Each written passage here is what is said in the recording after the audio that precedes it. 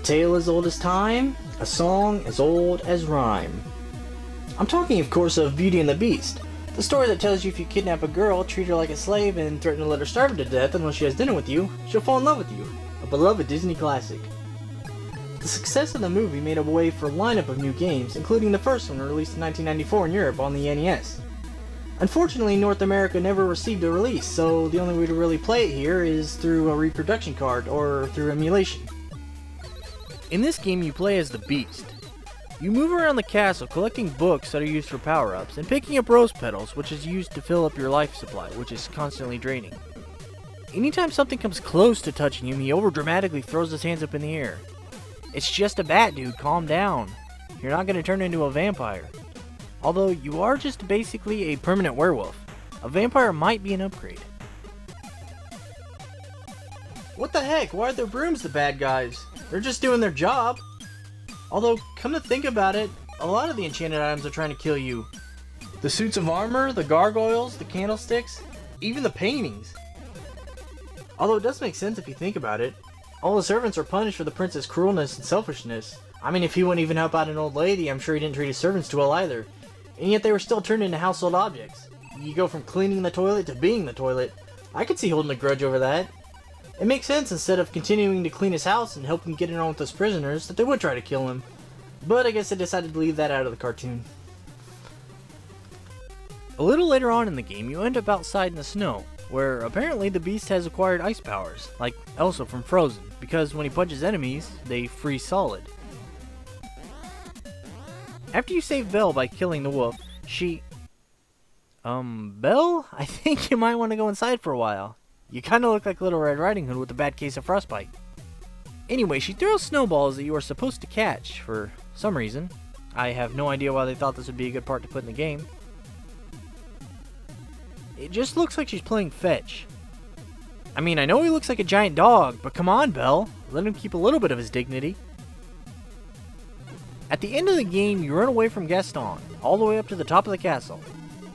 Then you get him close to the edge and just keep punching him until he falls off. A screen then appears saying, "Congratulations, you have found true love and won the heart of Belle." I guess nothing says love quite like murder. Every kiss begins with K.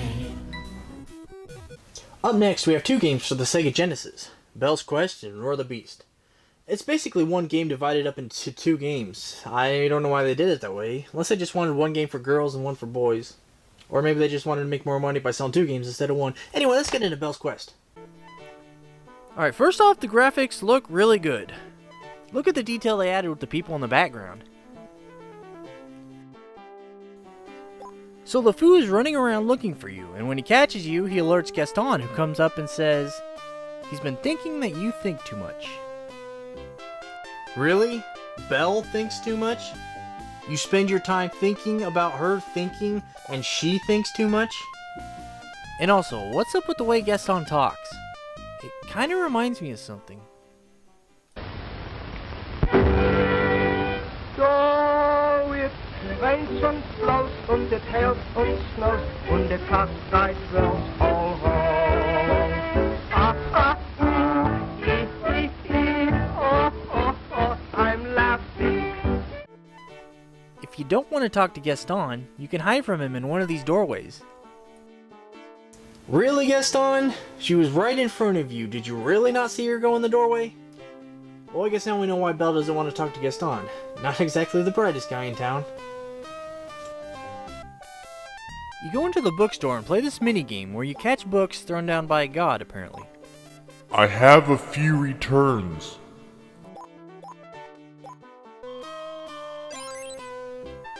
Let's try talking to some townspeople. Old woman. No water? Now my plants will surely die. Okay. I think maybe someone escaped from the loony bin. Baker. Look, the fountain is dry. Okay, I don't know what you want me to do about it. Pumpkin farmer. The village gets its water from the stream outside of town. What the heck is up with everyone talking about water? Doesn't anyone have anything else to say? Criminal. What a pain in the neck. As it turns out, the reason everyone was talking about the water shortage was because a giant boulder fell into the stream and cut off the village's water supply. There's no way for Belle to move it, so she goes around asking for help. The pumpkin farmer talks about being lost in the woods and using different colored flowers to find a way out, like traveling northwest every time he saw a yellow rose and such. Alright, that's good and everything, but that's not what I need help with. So you ask around for help, and everyone gives some excuse of why they can't help. Baker: I'm sorry, I've got a bad back. Old woman: no, I'm sorry. Such an odd girl, that Belle. Dude, I'm standing right here.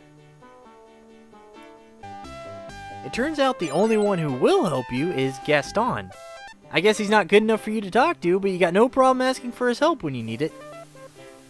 So Gaston moves the boulder, saving the village and allowing you to continue on your way.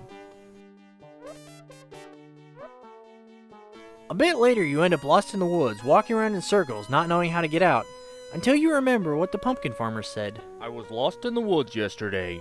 I finally got out by traveling north every time I saw a yellow rose. West every time I saw a red rose. Every time I finally got out by traveling north every time I saw a yellow red rose. Could they make this any more complicated? Why not just say up, down, left, and right? It's a video game. I'm not trying to sail across the ocean. I remember playing this game when I was little, and I could never make it out of this place. I didn't know which way north was. Couldn't they at least put some sort of compass on the screen? When you finally make it out of the forest, you'll find yourself in the castle, trying to avoid all the rats and bats as you look for keys to open the locked doors, all the while being creeped on by the suits of armor.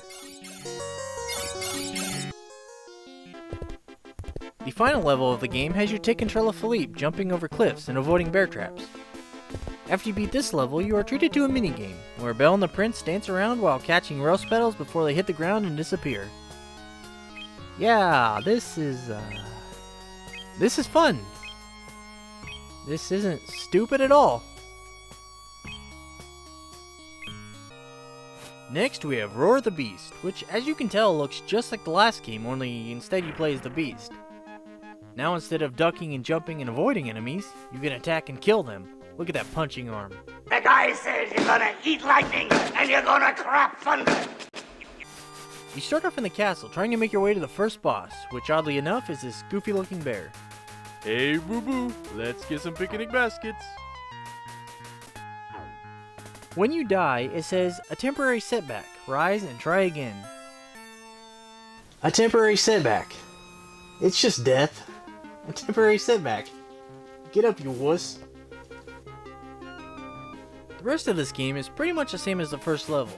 You kill enemies as you make your way to the end level boss. The final boss is Gaston, which you fight on top of the castle.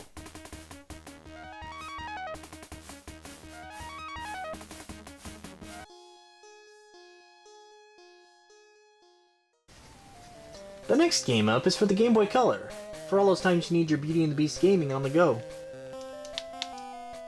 There's not a whole lot to say about this game. It's basically just Mario Party with Beauty and the Beast characters.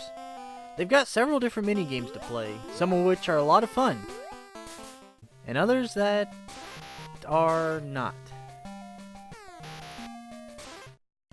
And finally, the last game is Beauty and the Beast on the Super Nintendo. I think this is the best looking out of all the Beauty and the Beast games. Again, you play as the Beast, and you know what?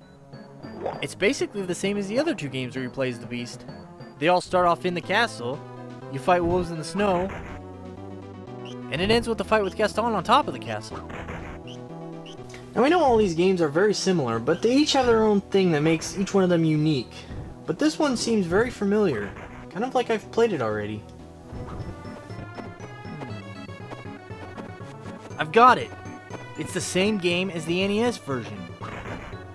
The ability to climb walls, the rats that grab onto you, the paintings that try to kill you, the books that give you special abilities, the way you die. They even have that stupid snowball minigame. And I'm glad to say Belle has gotten over her frostbite. So I guess, in a way, we did get the NES version here in North America, just with some updated graphics and added gameplay. Oh, there is one thing this game has that the NES doesn't. If you need to stop moving platforms, or stun enemies to use as platforms, you can do it by roaring. All you have to do is hold down the... Oh my god! Well, I'm gonna have nightmares forever.